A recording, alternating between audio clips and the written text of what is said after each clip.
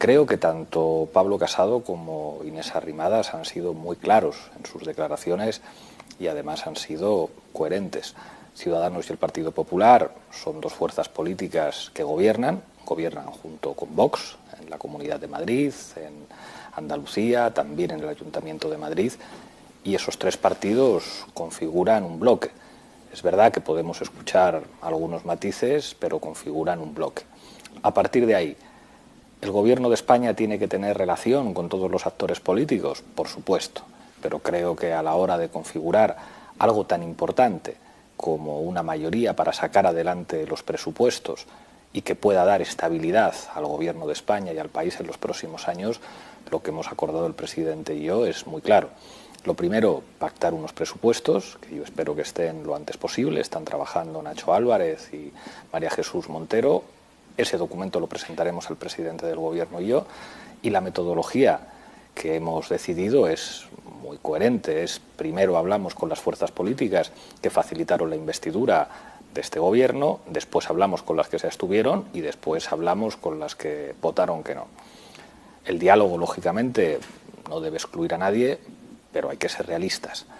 Creo que en estos años y en estos meses se ha demostrado que la única mayoría que puede asegurar la estabilidad del Gobierno y que puede asegurar que en este país se van a aplicar estos presupuestos para afrontar tareas de reconstrucción enormemente importantes para el país es la mayoría de la investidura, y esa es la hoja de ruta del Gobierno. Hay un documento que es ley en el Gobierno de coalición, que es el acuerdo programático. El acuerdo programático que firmamos Pedro Sánchez como líder del Partido Socialista y yo como líder de Unidas Podemos. Eso es la ley del Gobierno y no hay nada que pueda entrar a cuestionar el documento por el cual este país tiene un Gobierno de coalición. En la reunión que tuvimos la semana pasada acordamos además una evidencia. El documento que va a inspirar los presupuestos generales del Estado es ese documento programático, y a partir de ahí, si tenemos un gobierno de izquierdas, parece muy complicado que ese gobierno se pueda poner de acuerdo con formaciones políticas que gobiernan en la dirección contraria a lo que ha venido haciendo el gobierno en todo este tiempo. ¿Eso quiere decir que hay que dejar de dialogar con alguien? Diálogo con todos. ¿Eso quiere decir que puede haber algunos acuerdos puntuales? Por supuesto que sí, pero cuando hablamos de los presupuestos generales del Estado es evidente que la única mayoría que puede dar estabilidad y coherencia, porque hay una cosa que todo el mundo tiene que entender: además de una aritmética viable, tiene que haber una política viable. Aritméticamente, Unidas Podemos, el PSOE y Vox suman diputados suficientes para dar mucha estabilidad a la legislatura, pero eso es políticamente inviable. Bueno, pues el bloque de gobernabilidad de la derecha, quien gobierna con Vox y con el Partido Popular, parece poco serio, poco coherente que se pueda poner de acuerdo con un gobierno de coalición de izquierdas. Entonces creo que es evidente dónde tenemos que buscar los apoyos para sacar adelante esos presupuestos y sobre qué políticas y qué programas. La base de este gobierno no es solamente que estemos dos formaciones políticas, es un programa que acordamos y que firmamos y que además costó mucho llegar ahí. A partir de ahí el trabajo va a ser difícil, enormemente difícil. Yo soy consciente de que lograr el apoyo de todas y cada una de las fuerzas políticas que vamos a necesitar para sacar adelante los presupuestos no va a ser fácil. No va a ser fácil con Esquerra, pero tampoco va a ser fácil con las fuerzas políticas que tienen menos escaños y que legítimamente van a plantear sus reivindicaciones. No va a ser fácil lograr un acuerdo con el PNV, que algunos dan por hecho, como el PNV es un negociador muy duro y muy árido. No va a ser fácil la negociación con EH Bildu, no va a ser fácil la negociación con otros actores políticos de carácter progresista y con reivindicaciones hacia sus territorios, pues que lógicamente no van a poner fácil la negociación. Pero tenemos solamente 155 diputados y, perdonen la expresión informal, nos lo vamos a tener que currar, vamos a tener que trabajar mucho para lograr esos apoyos. Pero creo que todo el mundo entiende que un gobierno de coalición de izquierdas, donde va a encontrar los apoyos en este contexto, es en las fuerzas políticas de izquierdas y en las fuerzas políticas que comprenden lo que significa la plurinacionalidad de nuestro Estado. Con quien gobierna con Vox, con quien está blanqueando a la ultraderecha, creo que es muy difícil, aunque a algunos les pudiera gustar, pero la realidad es la que es. Hay un consenso social que yo creo que atraviesa a todos, digamos, todas las clientelas electorales. Creo que independientemente de lo que vote alguien, es un consenso que con la sanidad no puede pasar lo que ha pasado, sobre todo en territorios donde las privatizaciones y las externalizaciones han sido una realidad. Estoy convencido que mucha gente, por mucho que hayan votado a la derecha o a la ultraderecha, tienen claro que un servicio público como la sanidad no puede ofrecer lo que estamos viendo. Profesionales sanitarios trabajando en condiciones de precariedad, ineficiencia, privatizaciones que han convertido en un nicho de negocio algo que tenía que ser un derecho.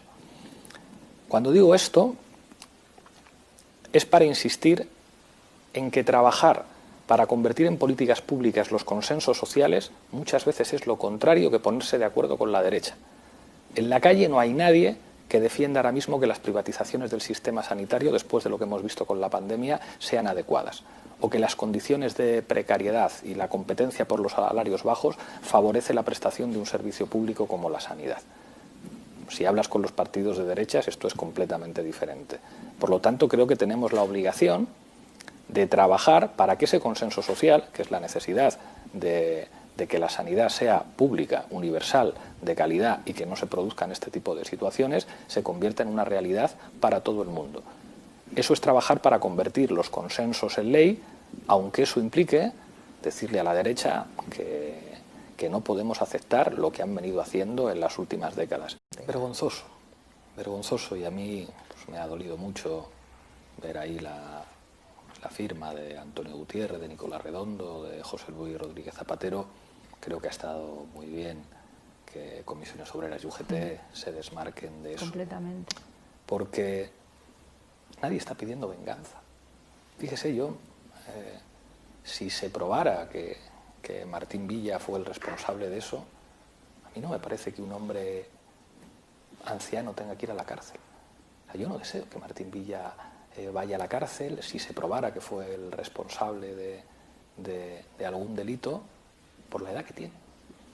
Pero hombre, lo que se está pidiendo es un juicio justo, que se sepa, que tenga un juicio con todas las garantías y que si efectivamente no tuvo ninguna responsabilidad, eso quede acreditado.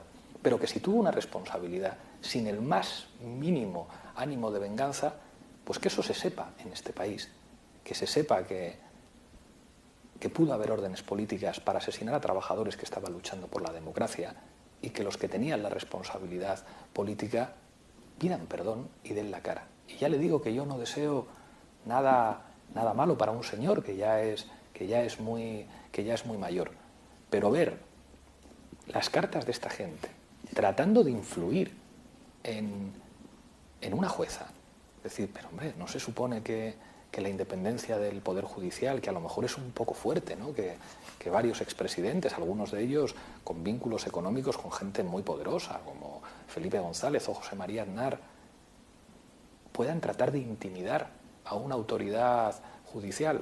Vergonzoso. Hay un cambio de paradigma. El otro día en el acto en el que estuvimos, en el que el presidente hizo un discurso, estaban algunas de las caras históricas del gran poder empresarial en España. A mí me faltaban algunas. Me faltaban sobre todo algunas caras del empresariado catalán, algunas caras del empresariado vasco, y faltaban algunos empresarios y sobre todo empresarias jóvenes que tendrían mucho que decir respecto a lo que hay que hacer en este país. Pero los que estaban, y he tenido la oportunidad de hablar prácticamente con todos y con algunos incluso tener reuniones con nuestro equipo económico y hablar de lo que hay que hacer en este país, los empresarios son gente pragmática. Y los empresarios son gente, digamos, que entienden lo que significa una crisis sistémica como la que estamos viviendo. Y claro, hemos tenido poco menos que nacionalizar los salarios para proteger a las empresas y para proteger a las familias. Estamos en un contexto de transformación absoluta. Y yo creo que eso los grandes empresarios de este país lo han entendido. Y eso quiero decir que hay que apostar por la innovación. Que quien pretenda reeditar los modelos del pasado, yo creo que no se va a entender bien con este gobierno. Y yo he podido hablar con algunos de los empresarios del IBEX que esto lo comprenden. Y a algunos les sorprendería el grado de coincidencia en un momento en el que las etiquetas del pasado de hace 6 meses, Cuando se decía, no, ser de izquierdas es apostar por un poquito más de gasto público y ser de derechas es apostar por privatizaciones y por la contención del gasto. Ese mundo ya terminó, eso se dejó atrás. Ahora en lo que estamos es en un momento neokeynesiano posterior a una gran catástrofe que todavía estamos gestionando y que todavía no se ha derrotado al virus, pero que nos recuerda a los años 30 en los Estados Unidos, a Europa en la reconstrucción después de la Segunda Guerra Mundial. Y aquí necesitamos empresarias y empresarios con un sentido de país, que no nos vengan a contar que España va a tener que competir por bajos salarios o que las industrias de referencia en España tengan que ser solamente el turismo o solamente la construcción. Y yo creo que tenemos una oportunidad y este Gobierno tiene una tarea histórica que asumir. En esta transición que estamos viviendo, creo que España tiene que quitarse de encima nuestra subalternidad económica en el marco de la división de trabajo europea con respecto a la Unión y con respecto a otros países. Yo creo que no se tiene que hablar de España solo, porque aquí haya jóvenes que tengan que trabajar por muy bajos salarios en sectores de bajo valor añadido. Es una vergüenza lo que hemos visto en los últimos años, en las que buena parte de nuestros mejores investigadores se han tenido que ir al extranjero. Yo creo que tenemos muchas oportunidades. Creo que las energías renovables son una gran oportunidad. Creo que una transición ecológica abre grandes oportunidades para nuestro país. Creo que puede haber un modelo de desarrollo que proteja los derechos sociales, que proteja la dignidad de amplios sectores de la población, que pueda corregir los desastres que ha provocado el desarrollo neoliberal en nuestro país y en todo el mundo, apostando por un modelo distinto.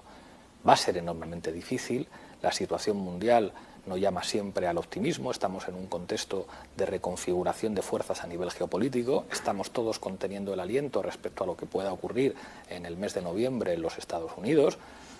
Hay muchas dudas, va a ser determinante lo que ocurra ahí, la relación de China con Estados Unidos va a ser determinante, pero creo que moderadamente y sin perder el sentido de la realidad, lo que ha ocurrido en los últimos meses en Europa, al menos, digamos, deja posibilidades para hacer política en un sentido progresista e interesante. A partir de aquí, ¿existe una correlación parlamentaria para que esto pueda cambiar ya? No me hago ilusiones. El Partido Socialista es un partido monárquico, nosotros somos republicanos, pero ellos tuvieron más votos que nosotros y por lo tanto la correlación es la que es. ¿Qué es lo que yo creo que va a terminar ocurriendo? Entonces lo he dicho a gente del Partido Socialista. Creo que su gente les va a obligar a girar tarde o temprano. La dirección del Partido Socialista, y Pedro Sánchez lo dejó muy claro en aquella carta, monarquía, monarquía, monarquía, nosotros somos el partido arquitecto de este modelo de monarquía constitucional, esto hay que defenderlo a muerte. Yo creo que tarde o temprano su militancia y sus votantes van a conseguir lo mismo que consiguieron con Pedro Sánchez. Cuando la dirección del Partido Socialista dijo Susana Díaz, Susana Díaz, Susana Díaz, Susana Díaz, la militancia dijo, pues aunque tengáis a buena parte de los medios de comunicación del sistema, aunque tengáis a todo el aparato del partido, nosotros queremos otro candidato que está diciendo que hay que llegar a un acuerdo por la izquierda. Yo creo que eso va a terminar ocurriendo en el Partido Socialista y que más temprano que tarde vamos a tener en España una república, que creo que ya es un consenso en algunos territorios de nuestro país absolutamente mayoritario, entre las generaciones jóvenes es un consenso absolutamente mayoritario. Creo que cada vez hay más gente de derechas que dice, pero ¿por qué no?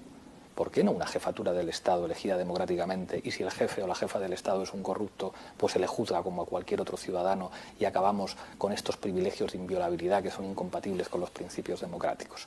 Yo creo que eso se va a ir abriendo paso y que además los republicanos vamos a ir construyendo una alianza que va a ir creciendo poco a poco. Pero eso tiene que crecer en lo social.